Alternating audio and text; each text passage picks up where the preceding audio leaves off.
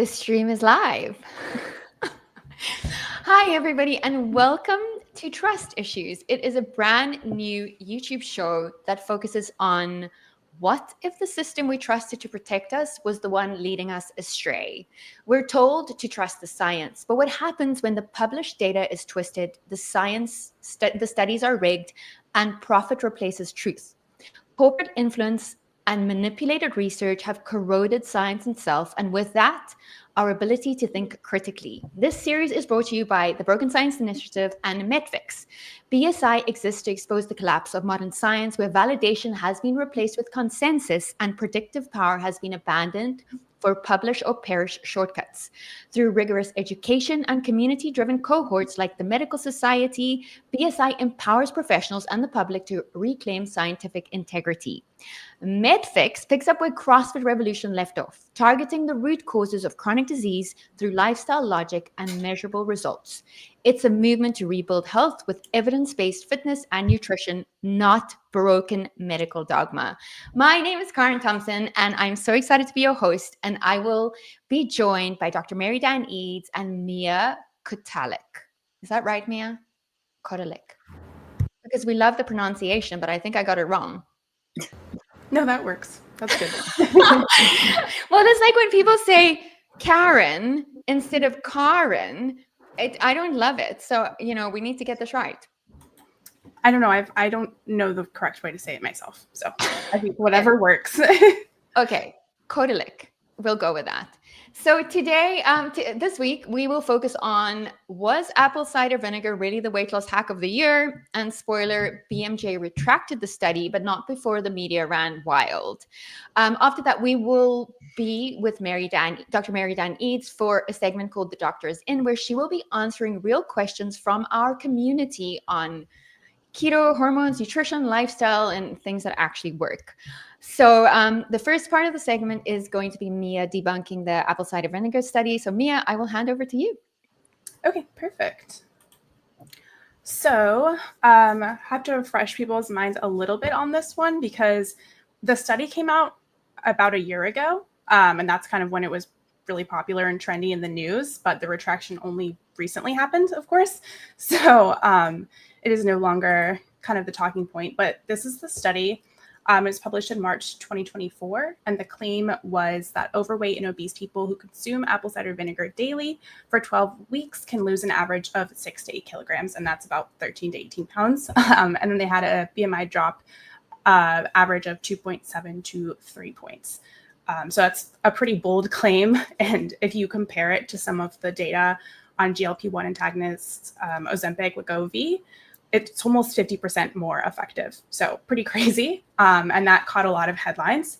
People were publishing it online, lots of different articles about it. Also, it took off on TikTok and on Instagram as well, but very widely took off on TikTok. A lot of people were doing these challenges, just downing shots of apple cider vinegar as their entire weight loss plan, thinking that it was going to basically be very effective and, comparable possibly or more effective than Ozempic.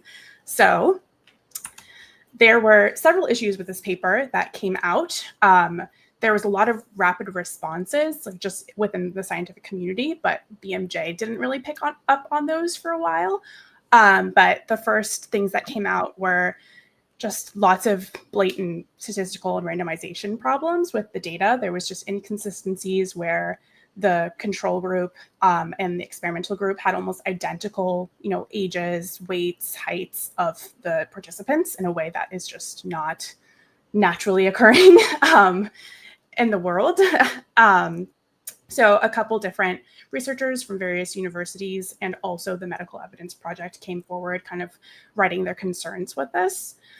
And then there were also study design and methodology flaws and some statistical and data integrity flaws, including just p-values that were way too small for the sample sizes. Just very suspicious kind of data in there. And then there were also, they could not find any evidence of it ever being registered as a clinical trial. And it was missing all of the documentation on the protocols. And so they couldn't find if it was, ethical or they were adhering to any of the protocols that you normally have to have for a clinical trial. So after a year of all of those people messaging, it was finally retracted. So it was retracted. The retraction notice was posted September 23rd of 2025. So a long time later. But unfortunately, this has been cited. There are reviews that use it. No notices on those reviews that are using this study that it has been retracted. And then those articles, no notices on those. So that is kind of the story. Whoa, that is crazy. Okay, so what happened when what was the author's response when people raised these concerns?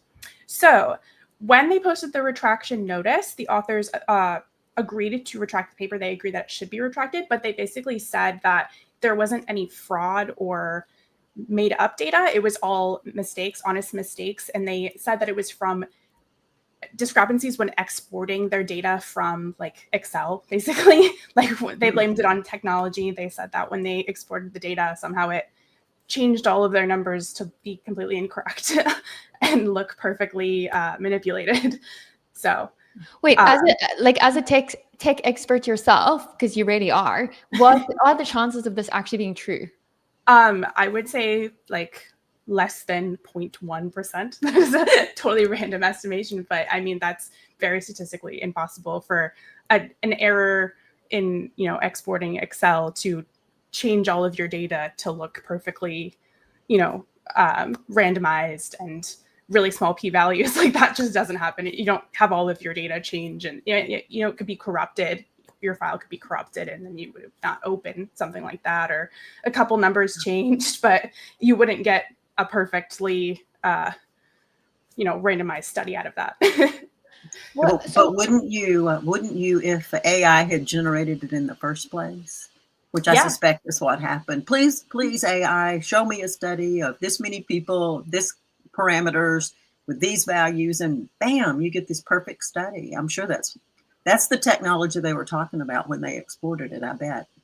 Yeah, they didn't mention that in their statement. I bet not. In the retraction notice, but that would be consistent with AI, just the way the prediction works. Yeah. Mm-hmm.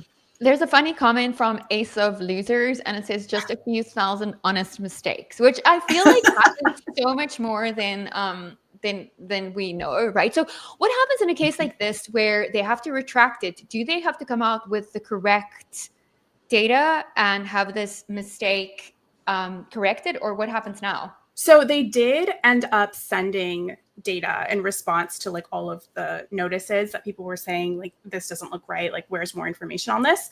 And then in the retraction statement, they said that they could not verify that any of that could be replicated, and it was still just not consistent with normal, like what would occur in an experimental and control group. So they still have not admitted any fraud, but they said still honest mistakes. They did say that they agree it should be retracted, though. They said, we agree the study is not good. Wow. And that article you showed at the beginning, the Medical News Today article, did that get updated after the retraction?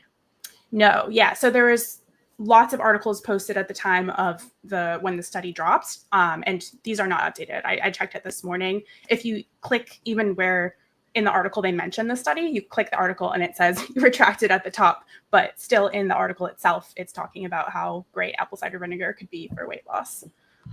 Okay, Mary Dan, from a medical perspective, and not that you are giving any medical advice, so disclaimer here, no medical advice given. Apple cider vinegar, or culinary advice. None of that either. Well, listen, I actually went through a phase maybe 10 years ago where I did take shots of apple cider vinegar before I ate. And my dentist was like, it's killing the enamel on your teeth. So please stop. But like from your perspective and having treated thousands of people, like where does this play? I mean, does this have a place? Well, I don't think it has a real place. If you coupled taking some apple cider vinegar now and then with a low-carb ketogenic diet, you'd probably get some pretty good results, but it wouldn't have a whole lot to do with the apple cider vinegar. I mean, the whole issue behind it is that, it's acetic acid. That's the main component of vinegar.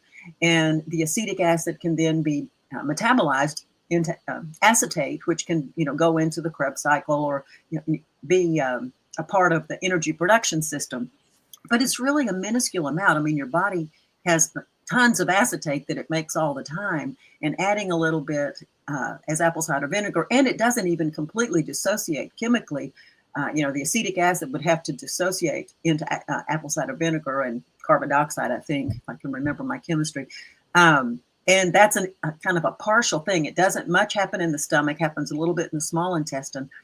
But, you're not going to get enough to have a mass effect to move anything anywhere. So it's basically just some calories that can be turned into acetate. A little bit of it can be turned into acetate. So it's not going to do a whole lot.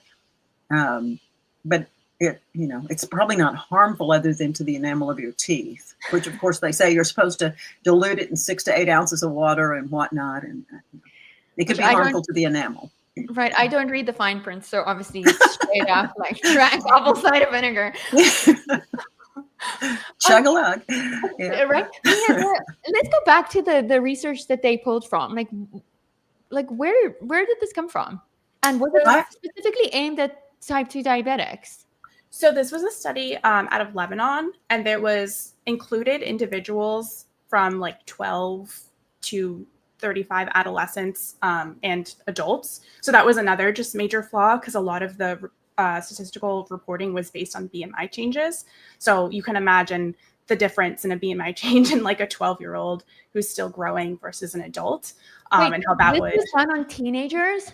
Yep. Is this legal, or is it only legal in Lebanon? So they never registered it as a clinical trial. So all of the kind of ethical oversight there was never really followed up on. So, yeah.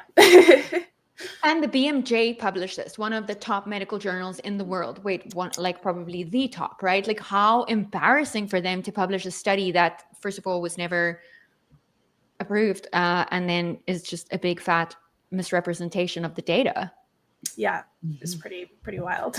Mary Dan, how often do you think this happens? And also, like, when we're looking at these headlines, what can we as lay people, or me, I should say, because I'm the least smart on the screen, like, how can we really inform ourselves as to whether something's accurate or not? Because there are so many headlines, like red meat causes cancer, like, for instance, those. Like, what do we need to do?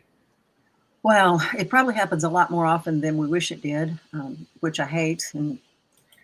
But as to what to do, you can kind of look out for the tell words. The headline will say something's associated with, or something, might do this. I mean, these kind of what we call weasel words, so that they're not making a claim, it does this.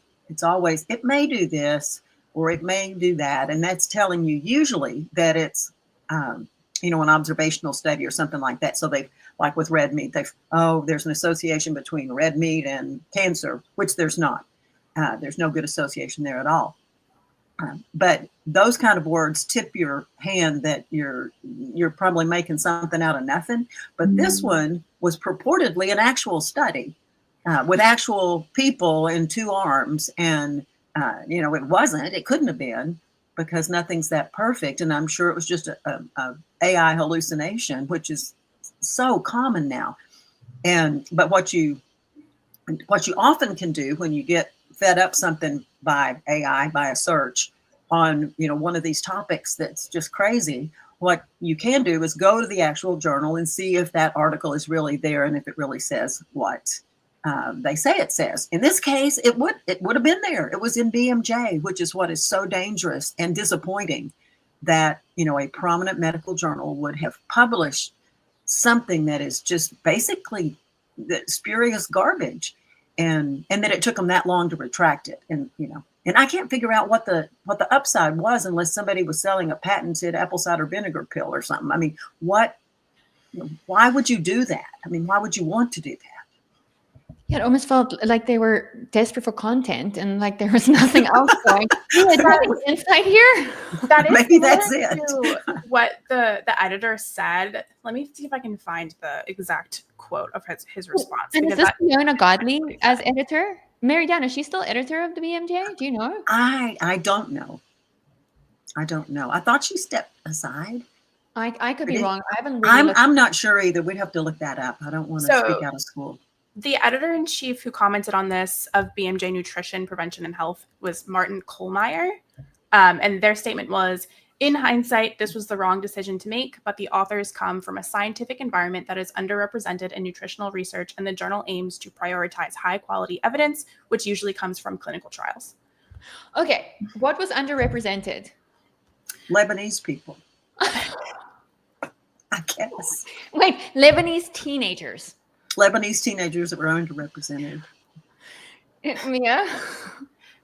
That is their statement. And yeah, they go on to say that flawed clinical trials are not uncommon in nutrition, which, I mean, we've talked about that before at BSI, just because it's hard to do, the recall studies where you're asking people to recall what they ate or how much of it, or measuring things. So yeah, nutrition, I guess, is just a hard field for clinical trials. And we have a comment, ACV sales were down. So, I mean, nothing about this makes sense. I think if it was tied to some drug, Mary Dan, as you mentioned, like we could be like, okay, they wanted to push this drug through and they wanted to sell and they probably paid a lot of money to be in the journal. But not that makes it right. Nobody ought to be able to pay a lot of money and get in a journal. The journal is supposed to be the watchdog to be sure that what comes out in it is true and accurate and well done and, God forbid, reproducible. But it's not that anymore. It's all been bought and paid for, and it's just sad.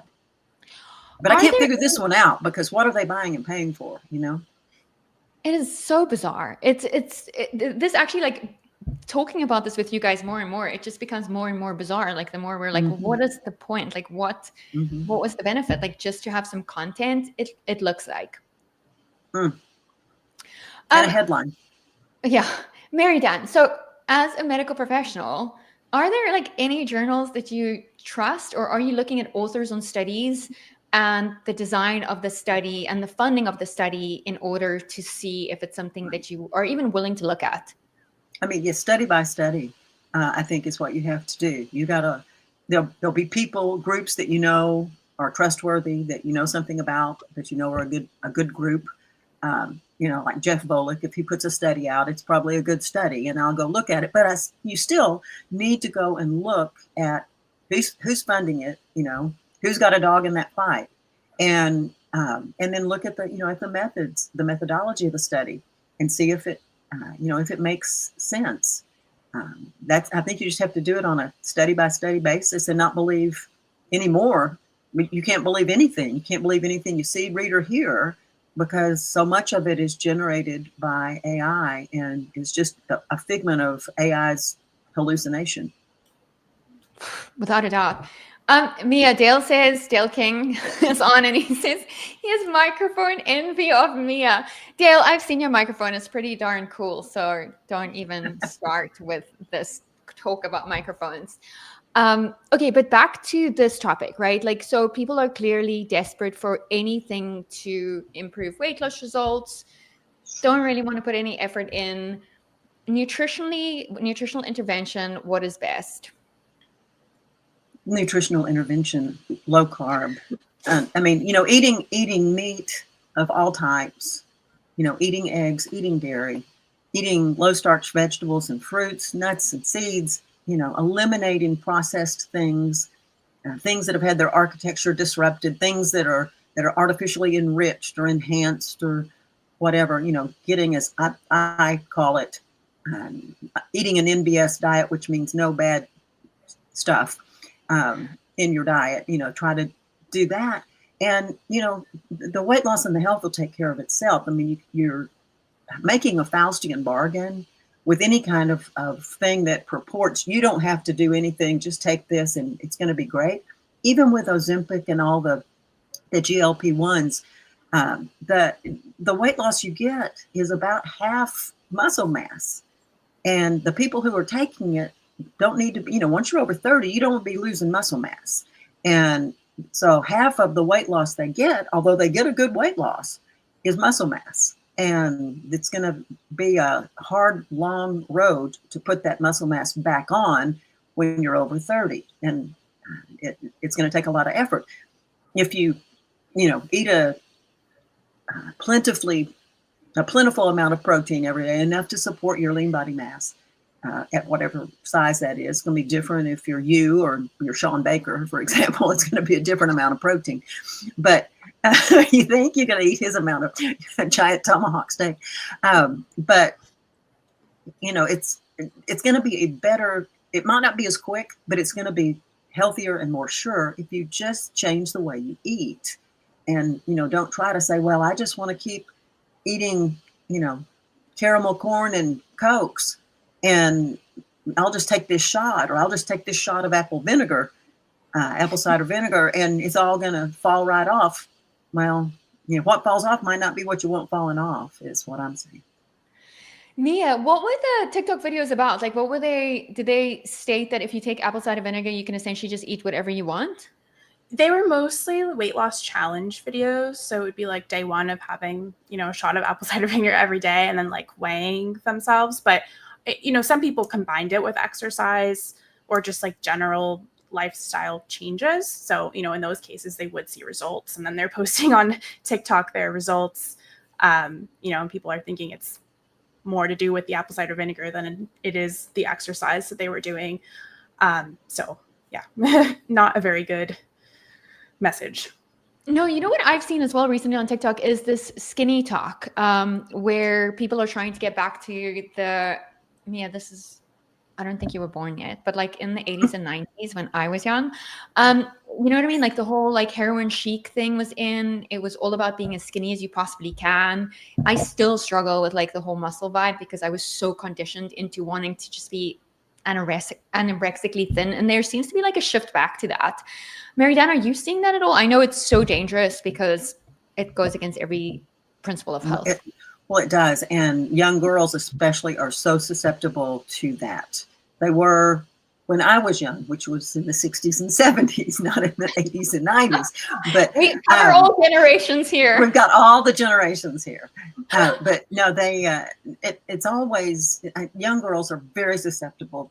And, I remember when I was a kid thinking, I was overweight. I needed to lose weight. And I didn't. I didn't at all. But you think that then, and it's just this drive to be, I want to get into, I was never a size 0. I'll tell you that. I'm too tall for that.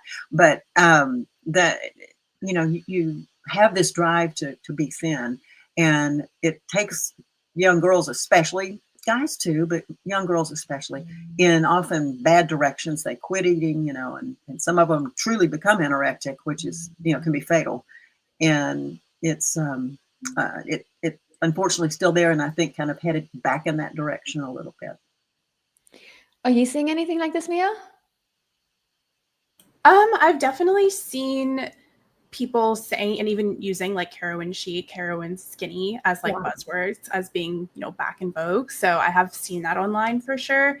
The side of, I guess, TikTok or Instagram that I'm on, it's usually critical of it, but it is like people saying that it is coming back.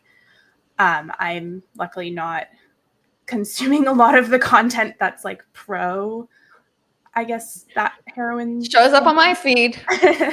I don't know. It's not in my algorithm, but good. I'm glad. People critical of it for sure. Okay, I mean, that's good to know for sure.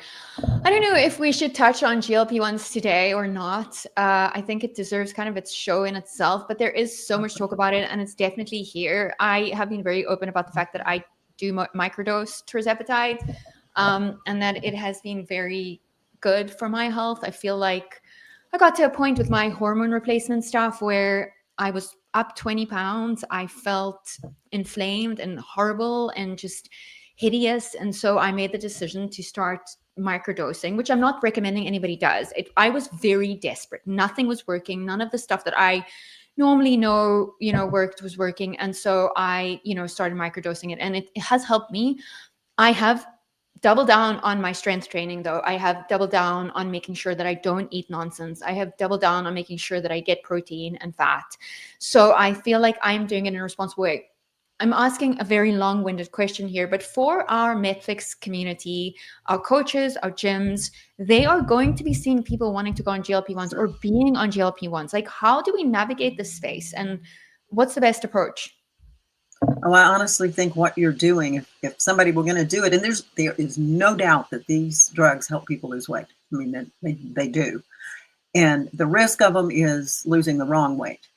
But if you're doing what you're doing and you're coupling the beneficial effect of the drug to, reduce appetite and to just sort of shift the metabolism a little bit, if you do that and couple it with eating a good diet, even if it may be less of it than you would have wanted to eat before, just taking out the bad things, and strength training and preserving your muscle mass, it's really probably not a bad thing to do. And I'm sure they're going to get that. And they're going to have in MetFix gyms, they're going to have people with diabetes that are very overweight and metabolically unfit, and it's certainly going to help them. But again, it can't be a thing where you just say, take the drug and go eat the candy corn. I mean, you have to use it as a tool to help you get where you're going with a good diet.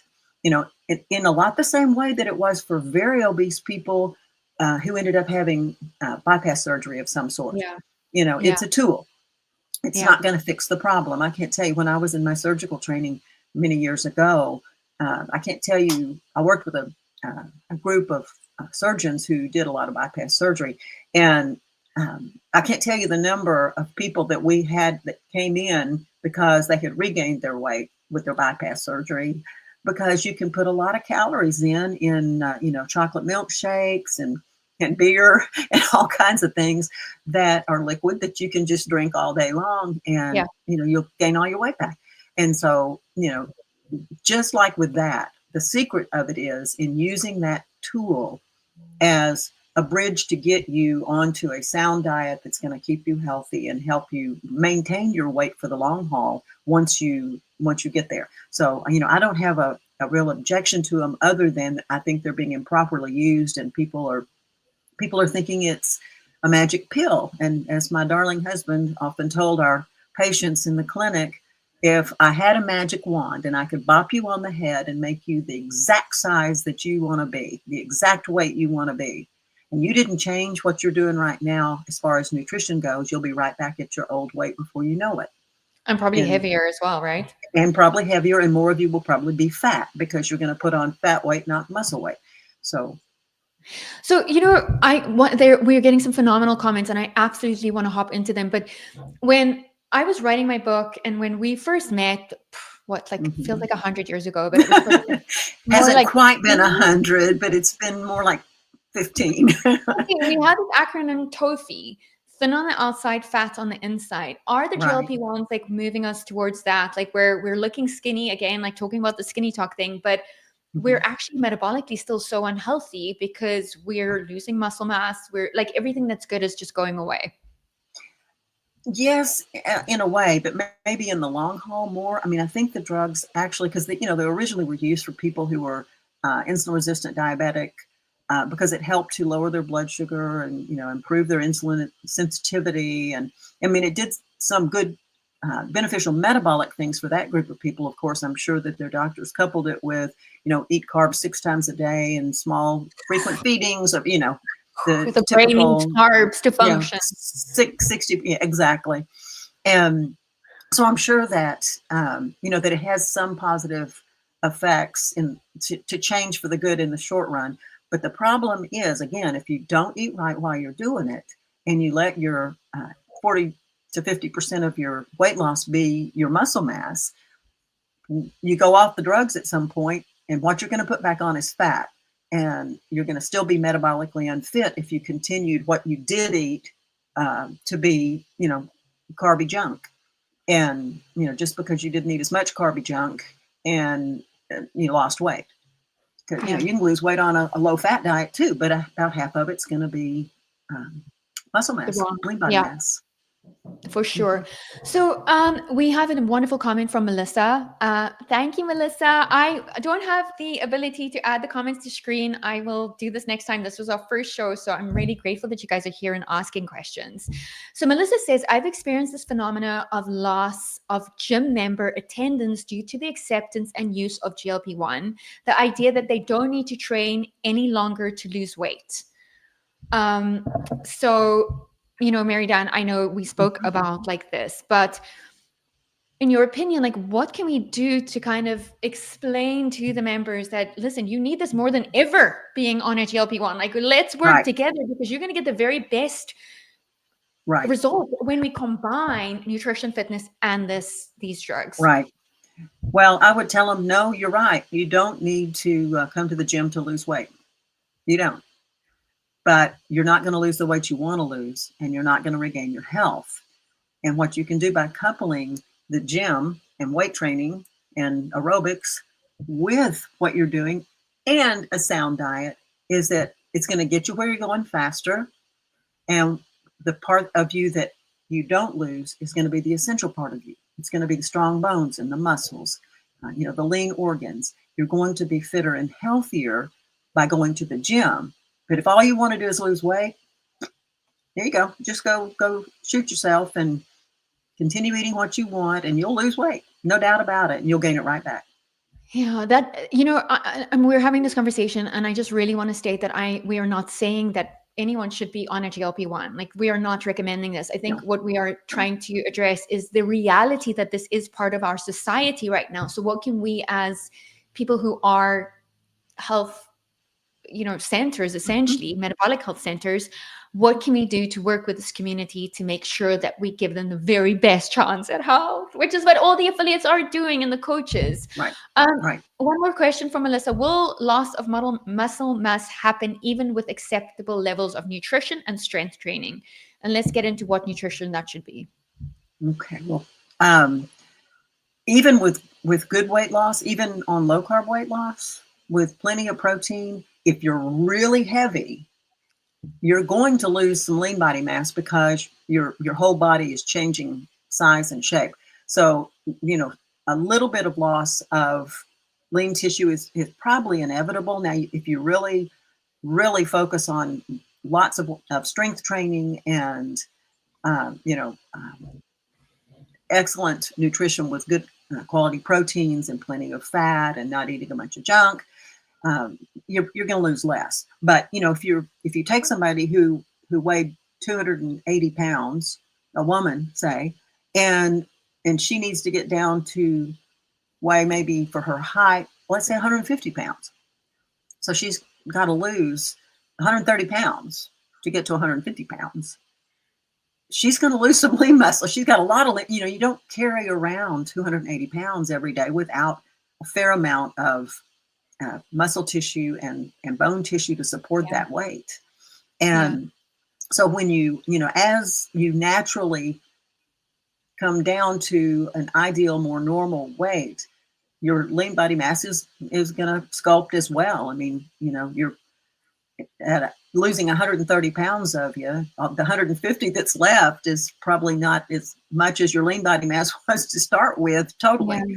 So, you will lose some, but you're going to lose much less if you work the body and if you feed the body with enough protein, good quality protein, and getting in enough at a single setting. It takes about, at least according to some research, it takes about 30 grams of protein in a single bolus to trip the protein synthesis trigger so that you will build muscle.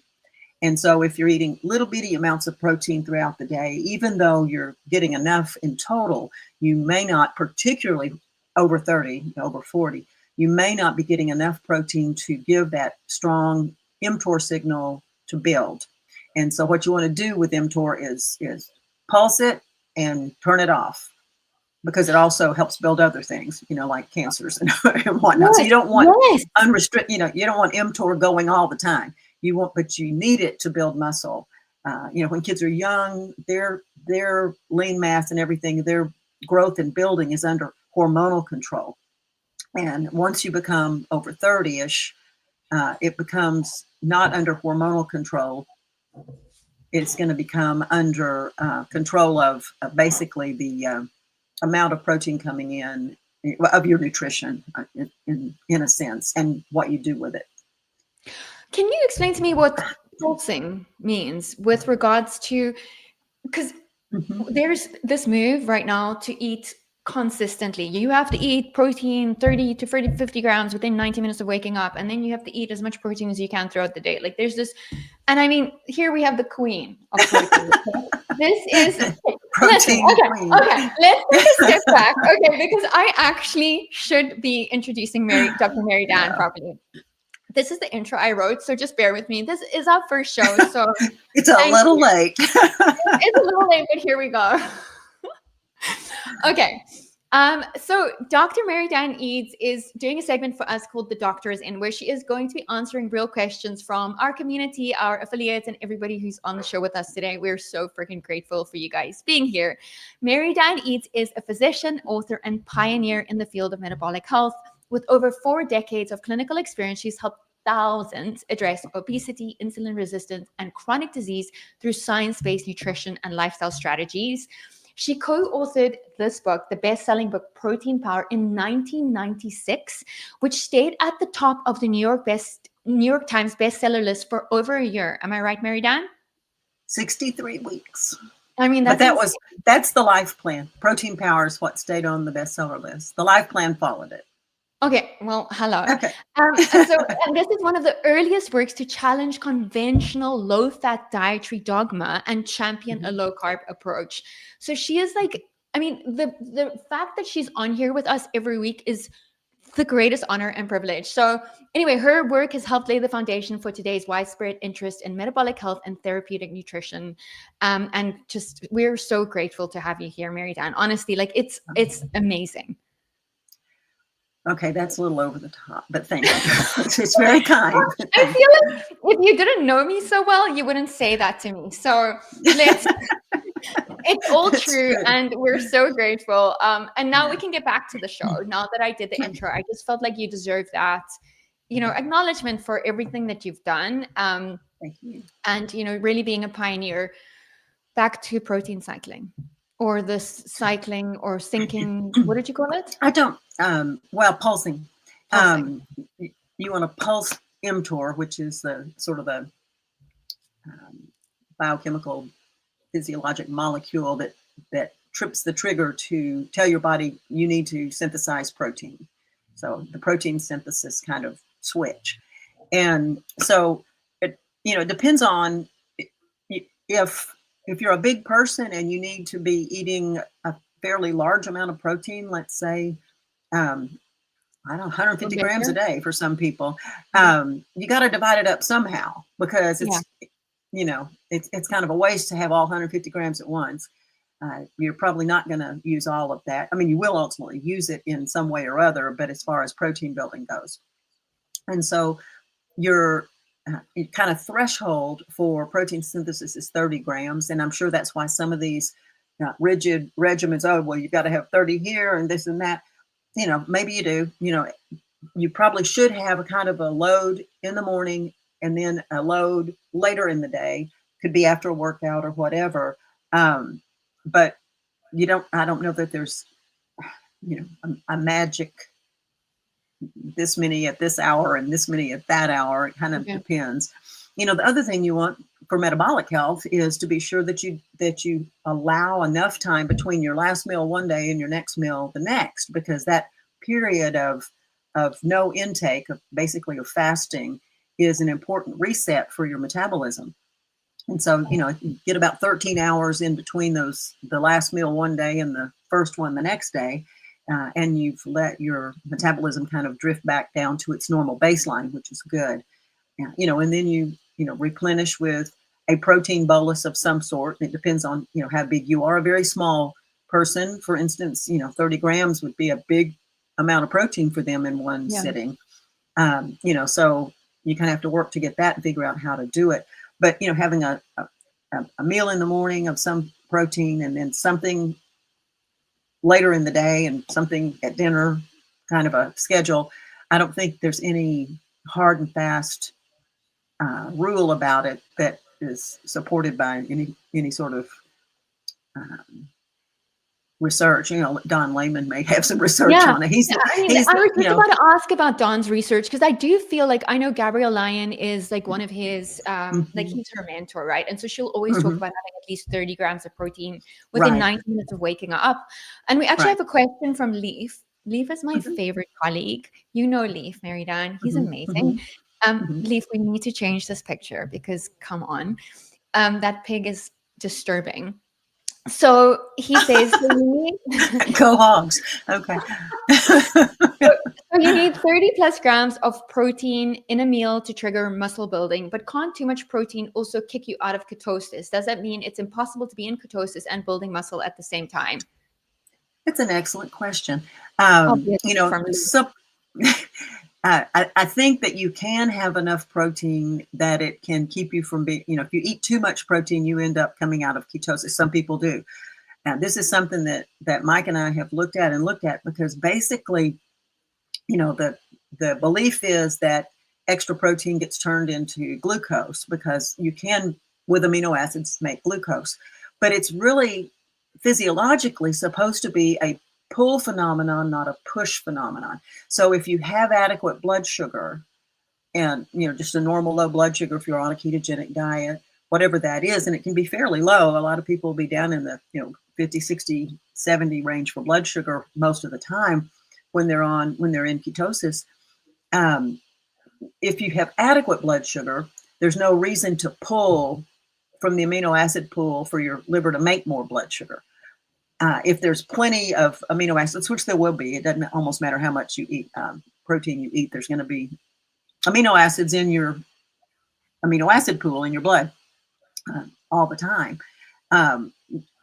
If you have some need for it, like you almost get run over by a car, and so your cortisol and your epinephrine go up sky high, that's going to call for blood sugar, and you're going to make blood sugar. And is that going to be enough to pull you out of ketosis? Just one little bump up and back down? Probably not. But, the only way individually is your N of 1. And, if you have a continuous glucose monitor or something like that, and you can see, what you're doing, or one of those Lumen devices where, it tells you what you're burning, whether you're burning fat or carbs, then you can find out for yourself if it has that effect on you. But it's not it's certainly not impossible to be in ketosis and build muscle at the same time. People do it all the time. Okay, that's amazing. And I think I skipped over some comments earlier, which I just want to circle back on, and which I think feeds in nicely here. Avery, who has Rose City Barbell Club, she's amazing. We're going to have her on the show one day. She said, I found it helpful, and this is in response to the GLP-1 conversation, but I think, is a big point here. I found it helpful to use in-body scans with clients because we can see if they're losing fat mass or muscle mass. That data tool can influence some behavior change, which I feel like, feeds into the whole protein thing as well. Like being able to actually have measurable results and see what's happening is so important. How did you measure, or what did you measure in the clinic when you were treating patients? In the olden days? In the back of the covered wagon. we had them in the back of a covered wagon. No, frontier doctors we were. Okay. We did. We had a body fat analysis machine that Bod Pods had just gotten started, and we didn't have one of those, but we did have a body fat analysis, a bioimpedance body fat analysis machine. And we did that always when they came in, and then we repeated it periodically. Then we also had some measurement methods, which actually worked pretty well. There was a method for measuring, for discerning your lean body mass, and through that, your body fat percentage. From measurements, and the U.S. Air Force is who came up with that. It's kind of a complex formula that they used to do it, to develop these tables of constants that you can use fairly simple. It's in Protein Power, I think. The method is in Protein Power, Okay. Not the life plan, but I know protein I powder. pulled the wrong. I was looking for the little red Yeah. one. I'm sorry about that. Yeah, the all red one. The red, white, I'm and blue looking is the around. life plan. Yeah. Yeah. No. But it's based on measurements for men, waist and wrist, and I believe height. And for women, it's hips and waist and height, and then weight figures into it at the time.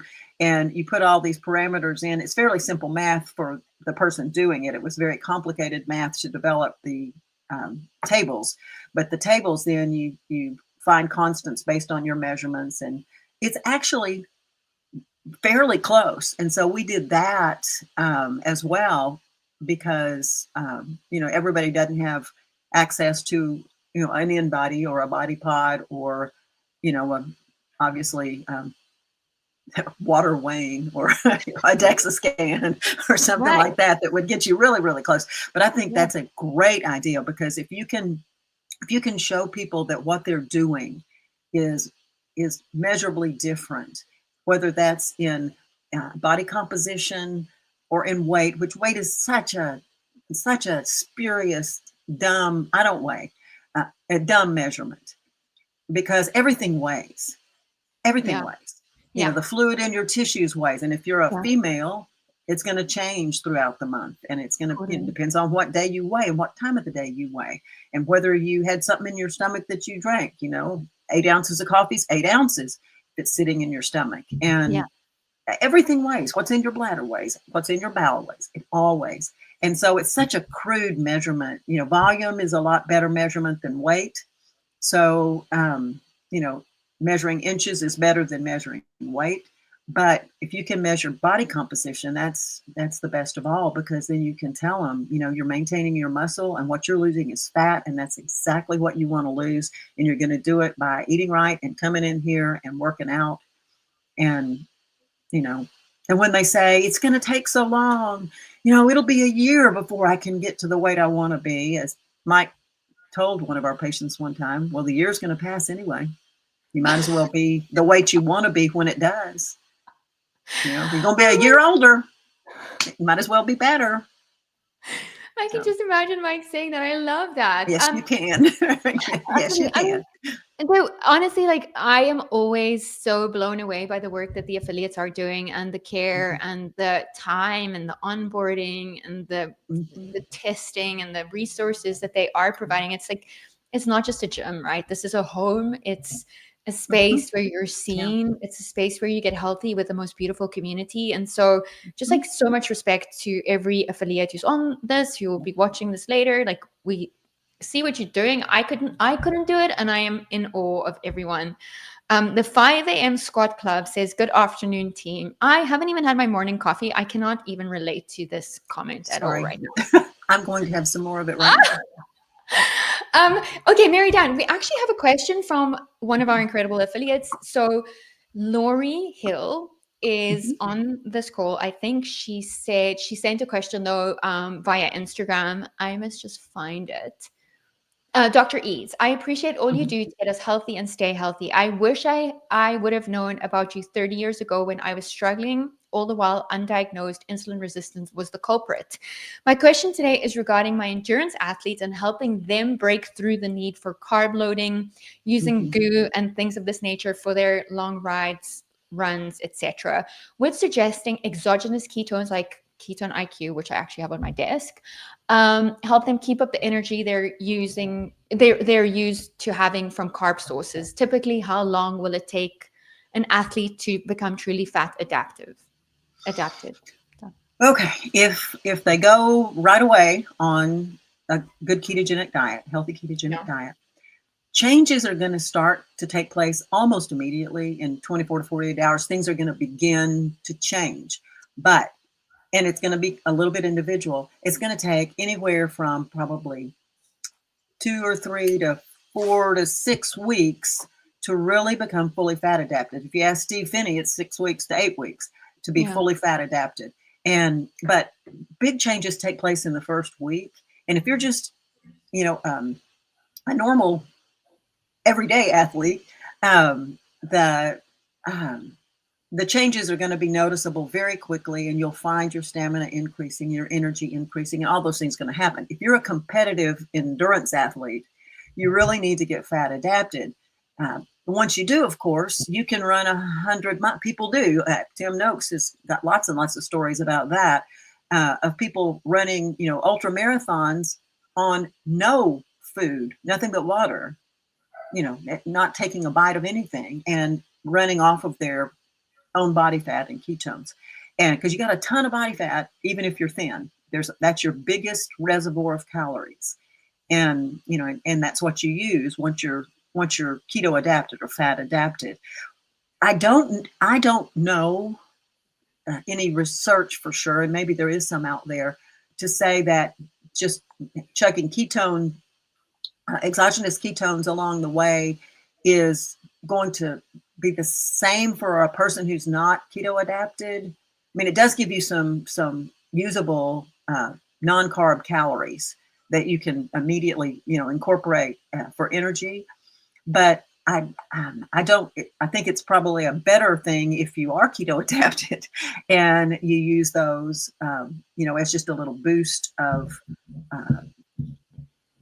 more ketones coming in to use for fuel. I don't, somebody that's a carb loader and is used to using goo. I don't know. I don't know what effect it would have on them. I don't have that information. Well, let's talk about like what people can experience when they do transition to a keto diet, because I went through this whole thing with the gym that I used to be a member at, while trying to get people onto the ketogenic diet or low carb diet at least, and cut out all this like insane need for carb loading. And the biggest thing was like, they were like, oh my God, I feel awful. 3 days of just feeling like hell. Like what, I think informing people with what to expect, how they will feel, and that this is a transition, like setting the expectation. Right. What is your experience with this? Well, we had to set that expectation with every patient we had, although they were not gym athletes, most of them. They were heavily weighted toward overweight, middle-aged women, although men too. But, weight loss is always 60% women. That's who wants to lose weight. So the men would come in because they were metabolically unfit, and their wife told them she needed them to go in. But the women came in because they wanted to lose weight. But no, you have to warn them on the front end. We were very explicit. We went through all the biochemistry with every patient that we brought into the clinic. I drew little pictures on the table paper in the exam room in multicolors to show them, when you eat carbs, this is what happens. When you eat fat, this is what happens. When you eat protein, this is what happens. And these are all just metabolic truths. And every bite that you take, every sip that you take, everything you eat or drink has a metabolic consequence. It's going to have, and you can't escape it. And it's built into what it is you ate. So you get to pick, and I would tell them, this is empowering because you get to pick what the consequence is going to be by what you eat. And once you know what it is and you have that knowledge, then you can make good choices. But you have to warn them too that when you make this choice, all the following things are going to happen.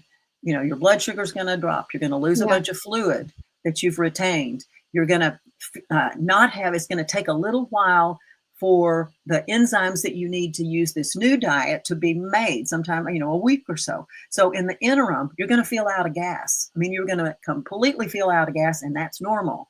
And so you have to tell them that. Yeah, your workout will suck. We would tell, because our patients were by and large not big gym rats. They were just, people coming in who were overweight and out of shape. But we would tell them, we never told them, I want you to go and get to the gym and get started right now this week. I mean, you're setting them up for misery. And so I'd say it's going to take you a week or even maybe 2 to get the full effect of this, and for you to feel energetic again. And I said, and you will. And when that happens, you're going to know it because you're going to want to go out and do something. You're going to have energy that you want to dissipate. And, and when that happens, then I want you to go dissipate it, doing whatever it is you want to do. If it's go, to the MetFix gym, or if what you want to do is learn how to line dance or whatever, I don't care. Go do something and dissipate that energy. But you have to warn them that on the front end, they're going to feel like somebody poked a hole in them and all their energy fell out. And the other thing is, a lot of them, especially these overweight, metabolically unfit people, have retained a ton of fluid. And when you drop their insulin with a ketogenic diet, they're going to get this just outpouring of excess retained body fluid through the kidneys. The kidneys are just going to go to work getting rid of it.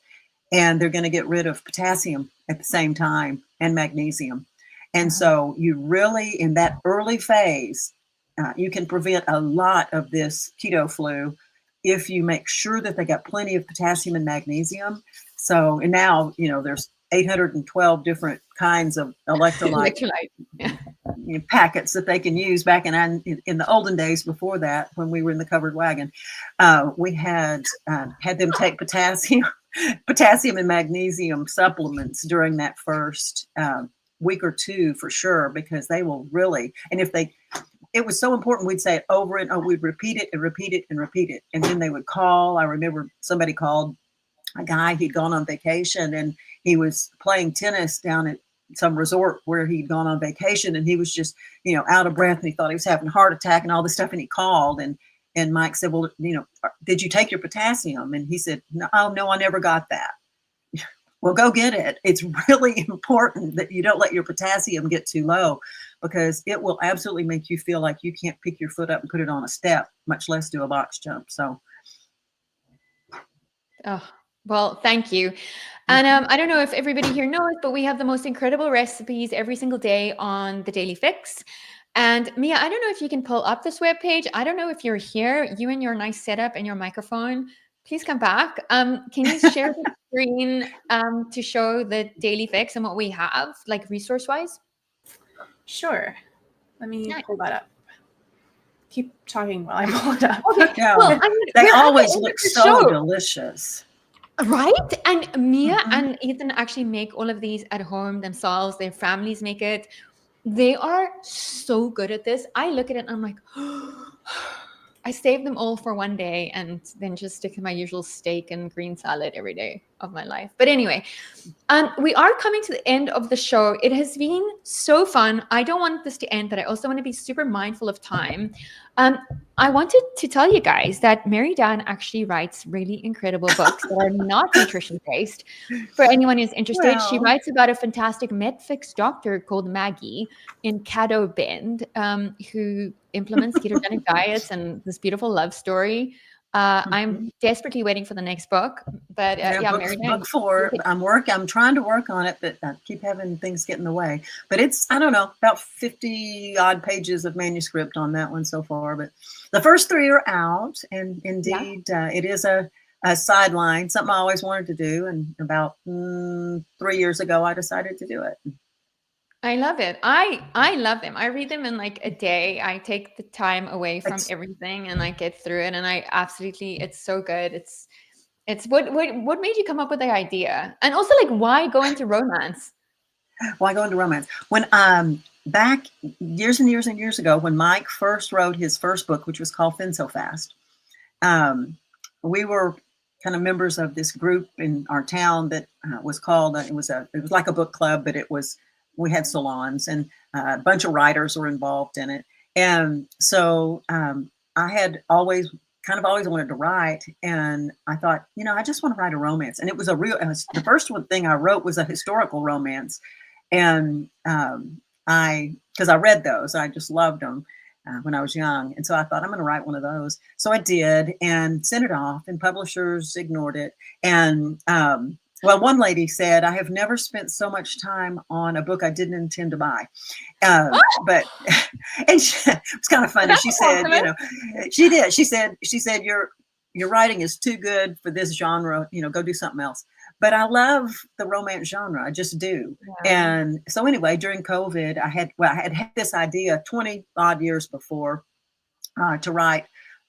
Mike's editor at the time, his agent at the time, we were walking in New York talking about stuff, and she said, why don't you write a book about a lady doctor in the rural South, because that's who you are, and, write what you know.